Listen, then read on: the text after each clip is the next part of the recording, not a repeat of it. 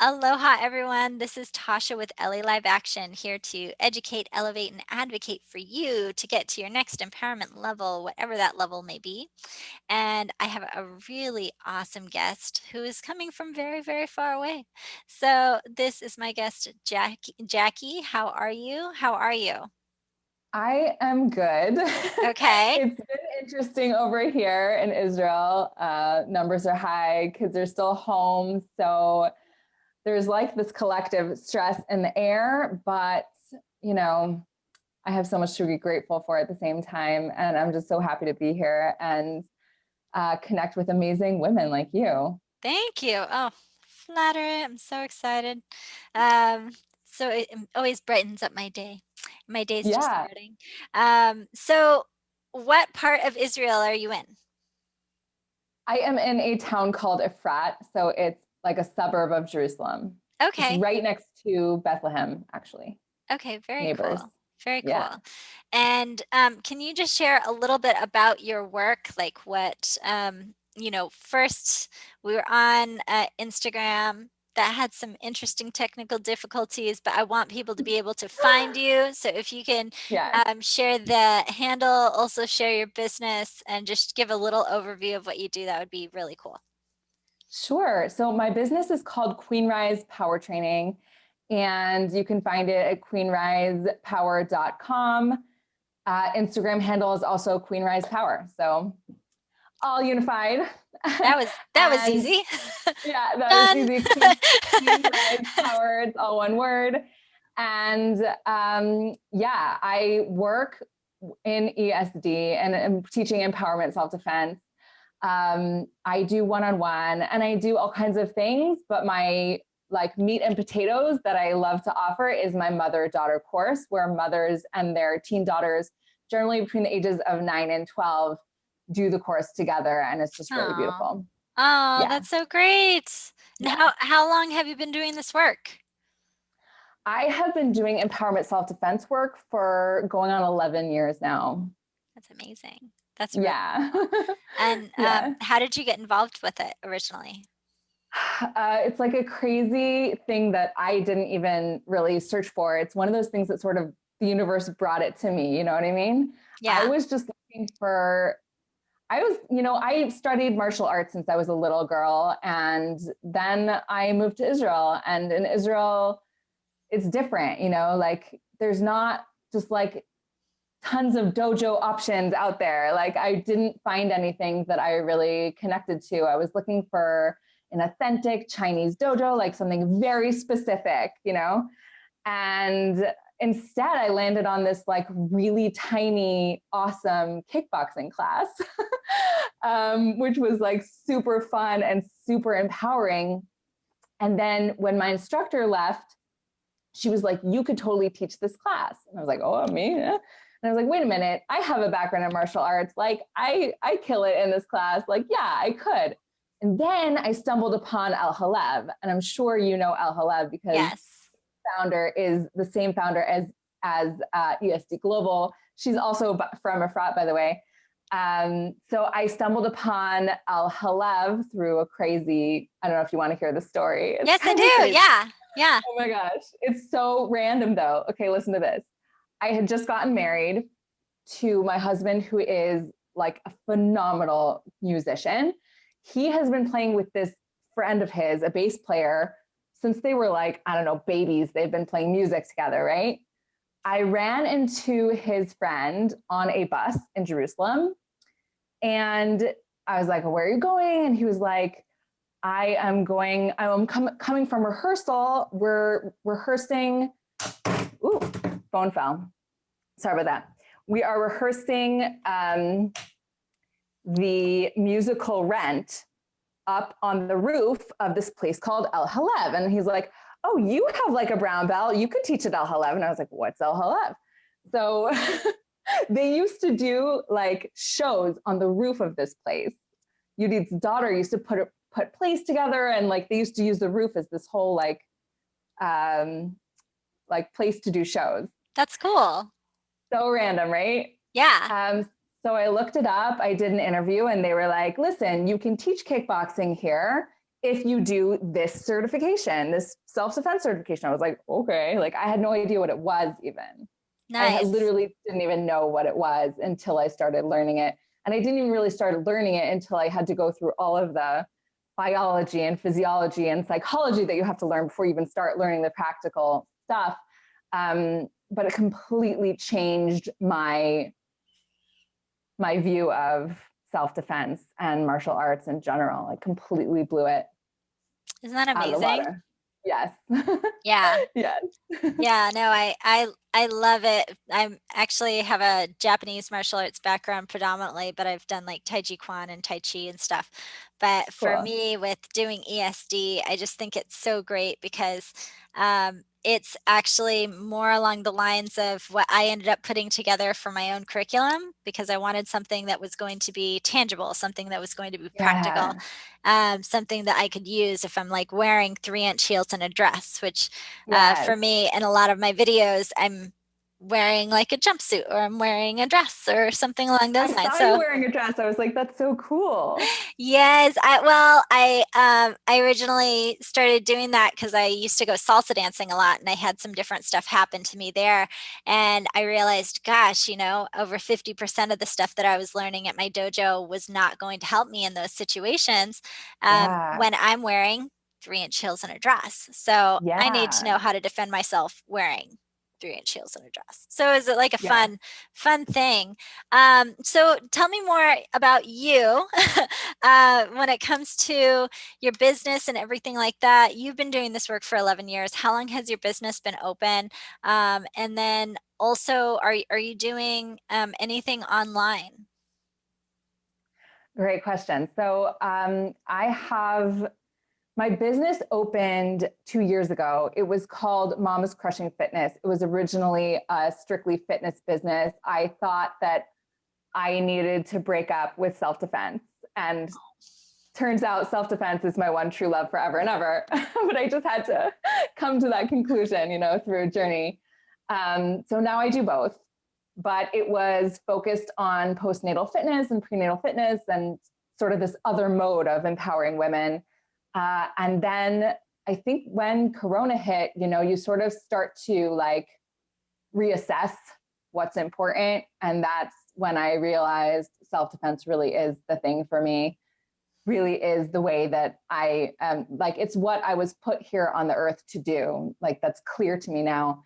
So I'm doing these mother-daughter classes. They are virtual. They are on Zoom. Nice. Yes. And I'm so excited about this. I actually, it's not even done yet.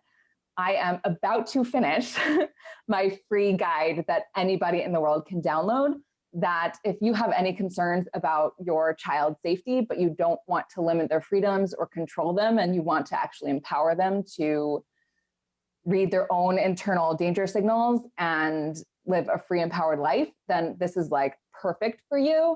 It's a 20-minute guide, 3 steps to knowing how to identify danger and knowing what your next best step is going to be to respond to that. That's And you can do awesome. it with your daughter. So That's really so excited about that. cool. Yeah, Yes. adults need that too. This is great. Yes. Yes. So Um, you can use it for yourself. You can use it with your kid. You just go to Queenrise Power /guide and it's there. Very, very cool. So that brings me to another topic. I mean, we've had COVID. This has changed the world in so many different ways. How has it changed your teaching? Wow, I really did not know how I was going to teach the class virtually because so much of it is so interactive. And I think that I just got really scrappy. It's like in the name of empowerment, self-defense, it's like, okay, I don't have this, right? Maybe he's grabbing my left arm. Yeah. But I have the entire rest of my body. So what do I have and what can I do? And I came from that place and brought the energy. When you bring the energy, that's really all you really need. And it was phenomenal. My first round was phenomenal and it's just been growing from there. That's really cool. Yeah, Yeah. it's been definitely a journey for me doing online trainings. I think that I pretty much laughed through the first one. I was choking myself. I was like, okay, they're gonna come in here. So it's like this, but then you couldn't see like my arms here, so it looked like a different person. There Yeah. it was just like, "I'm sorry, I'm trying to pay attention to what you're doing, but I just can't stop laughing." I'm like, "Okay, okay, I need to modify this." But, yeah, so I think that it's great. All of us, so kind of an interesting thing, I know that all of us, when it comes to this work, there's reasons why we got into martial arts, there's reasons why we, do self-defense. Is there someone close to you or some sort of story that you feel like you would want to share that relates to why this work is so important to you, why this is your work? Sure. I mean, I really got into martial arts. I was just a little girl trying to like make her daddy proud. Like that was really it, you know? Um, but then my first tournament, I won 2 gold medals. I was like 8 years old and I was like, like something to this, right? And then, you know, the empowerment self-defense just completely changed my view of martial arts and self-defense because just like you said, I realized that so much of what I learned in the dojo just wasn't applicable to the things that I was actually dealing with. Hmm. They don't teach you how to respond when someone is commenting on your body in a way that makes you feel uncomfortable. And they don't teach you how to respond if, the person who is crossing your boundary is someone that you trust and respect. Like they don't talk about any of those things. And those were the things that I realized had happened to me that my brown belt did not save me from. But there are so many tools for those things. There are Yeah, so many amazing tools for those things. So and it's not the fault of martial arts or anybody, but yeah. the dojo and most dojos are severely underserving women and people of different sectors of society who are experiencing different types of violence. Absolutely, absolutely. Yeah, you're as you're talking, I'm just having flashbacks of my dojo, which it was very interesting because it was we did traditional Japanese martial arts, but it was taught by a Caucasian male who really had very little empathy when it came to people from different cultures. So, there was a woman who came in who I was teaching, and she actually had a shawl over her head and everything, um, and I just couldn't believe how they were responding. They were like really frustrated that she wouldn't shake their hand when culturally, I was just like, it's okay, don't worry about it. This is part of her culture. And he was like, no, you will shake their hand or you'll go. And so this woman, who's most likely coming into this dojo because something happened to her, now is suddenly feeling like she can't be who she is and get help. And then she leaves, and then that's what happens. So I really love that you love martial arts. I love martial arts, but then also showing the difference and the importance of empowerment self-defense, because it is something where you're learning about boundaries. You're learning about these different tools that you could actually use in everyday life. When it comes to the younger you, if there was something that you could tell her about boundary setting, what would it be? I don't even think that she had any sense of autonomy over her body at all. Um, I would tell her that her body is hers and that it's precious and that it's so, so worthy of all of the love and respect in the world, not based on what it looks like, but because it exists. Yeah, absolutely. And then just, for the mothers out there, I know that I am not a mom, but I am a loving auntie who is very far away from her niece, and I think that it is really important for parents to be able to support their child's growth when it comes to finding their voice. And you working with mothers and daughters, what could you say to those parents who are struggling with this right now because they want their kids to listen to what they have to say, but they also can recognize the importance and value the importance of their child using their voice? Yeah, I don't know how many people are going to agree with me on this, but I'm going to say it anyway. I think that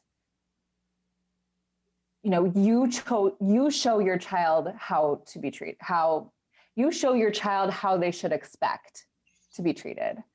And so if you want your child to feel heard, you have to stop and hear them. And that's not something that we can all always do, but we have to at least make them feel like what they have to say is important, even if it's like the 10th time that they're talking about Voldemort that day, right?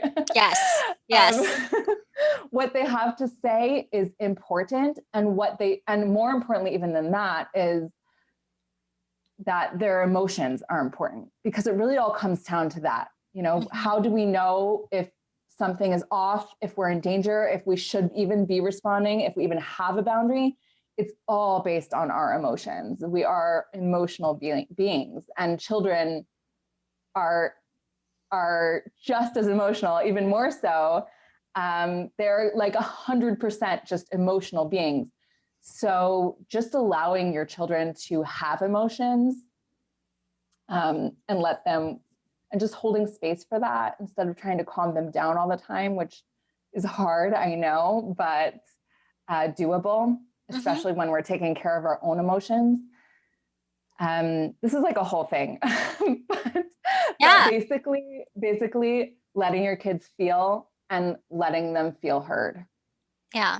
They No, need they I need that from us. no, I love that, especially for right now, because there are so many people who are dealing with psychological trauma from just everything that's happening in life, from the escalations politically or different stuff that's happening climate wise, or all of these things that we forget that we have these humans inside our life, and they would like to be listened to and heard. um, and so I think that that is so important. I was just thinking as you were talking about children and autonomy. I don't know if you've followed Jada Pinkett Smith's new Red Table talk, but she does a special on parenting, which was really interesting because Cool. she does talk a lot about when it comes to, you them sharing and being open, making their own decisions and stuff like that. So that's kind of interesting to just think about. When it comes to the work that you've been doing, and your niche, you focus on mothers and daughters. Um, what is probably the biggest learning experience that you've had inside your training when working with that demographic together?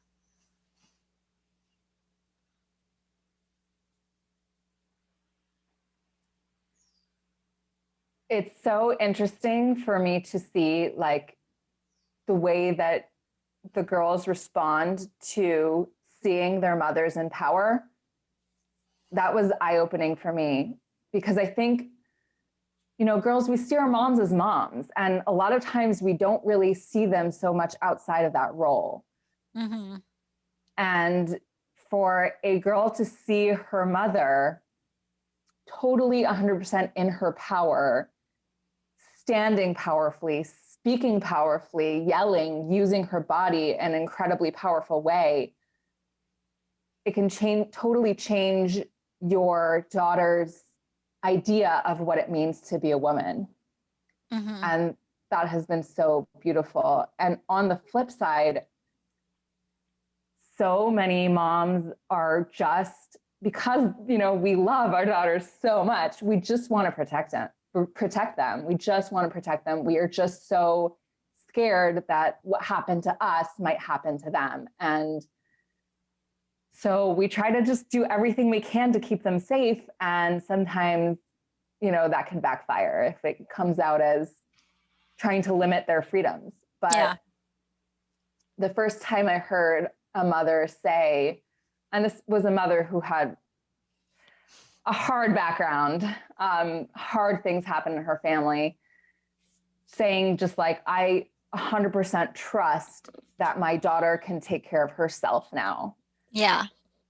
It was mind-blowing because you don't really hear that often. You hear like, what parental controls can I put on my kid's computer, or like, what is their curfew, or, I don't want her to wear that thing, or whatever it is. You don't often hear like, oh, she is, she's good. Like, she's good.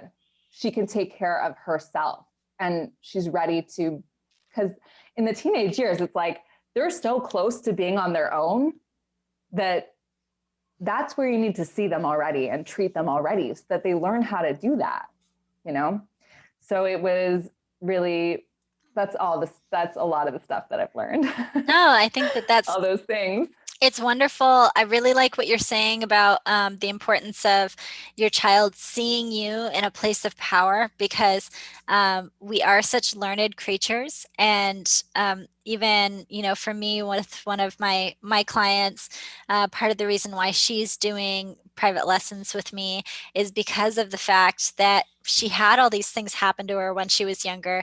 And she lived in a country where, groping in the streets and different stuff like that, there was no regulation for it. There were no laws against it. And so, for her, she ended up starting to do my class because she had an experience where her daughter was suddenly targeted by somebody who was older. And she just said, no, I can't let this happen to my daughter. I need her to see me strong. I need to be able to learn so that I can protect her. So it was beautiful because it was this opportunity for her to understand that, yes, you're doing this for your daughter. This is great that you're doing this for her, but you're also doing this for you. And so one of the big activities that I usually have for people is having them close their eyes, think about somebody who they love. And usually it's like a child or a sibling or something like that who they want to protect. And then, and then I have them yell no. And it's like the loudest no. It's super powerful. They're really, there's a lot of energy into it. And then after that, I challenge them and I say, all right, I want you to look at yourself and ask yourself why you can't do that for you. Like, why is it not okay to do that for you?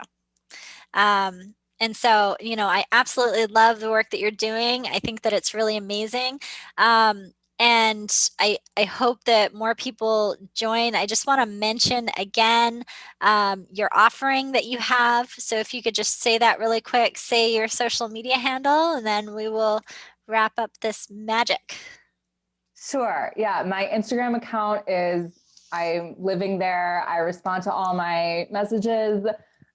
It's really fun over there. It's Queenrise Power is the Instagram handle. You can also find me on Facebook, Queenrise Power Training with Jackie Hyman. And if you go to queenrisepower.com/guide, you can just grab my free 20-minute guide that you can use with your kid or for yourself. It's really directed towards parents and daughters, but you can totally use it for yourself if you already want to know how to identify danger and what to do next. Awesome. All right. So thank you so much for coming on and seeing me today. And if you're watching, head over there. She's got a lot of great content. Like her page, follow her work, and make it an amazing day, folks. Aloha. Shalom. Thank you.